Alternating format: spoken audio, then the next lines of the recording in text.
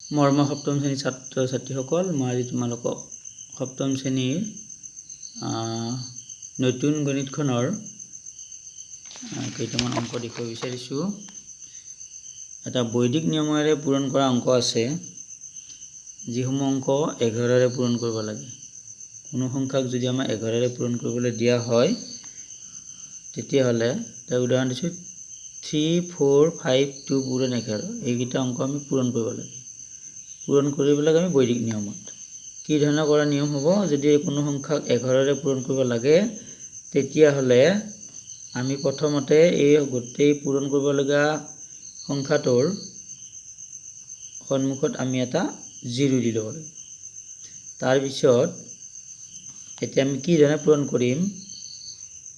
প্ৰথম 0 আৰু 3 আমি যোগ কৰিলোঁ, এইটো বন্ধনীৰ ভিতৰত দি দিলোঁ। আকৌ 3 আৰু 4টো যোগ কৰিলোঁ, 4 আৰু 5টো যোগ কৰিলোঁ, 5 আৰু 2টো যোগ কৰি দিলোঁ, আৰু শেষত 2 আৰু এই 0টো যোগ কৰি দিলোঁ।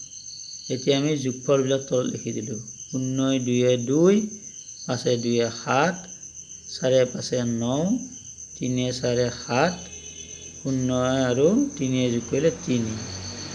এতিয়া আমি মূল অংকটো 3, 4, 5, 2 × 11, মানে কোনো সংখ্যাত 11ৰে পূৰণ কৰিব দিলে আমি এতিয়া এই উত্তৰটো পালোঁ 37972। এইটো 37972, এইটো হ'ল এনচাৰ। এই ধৰণে বাকী অংক তোমালোকে কৰিবৰ কাৰণে চেষ্টা কৰিব পাৰা।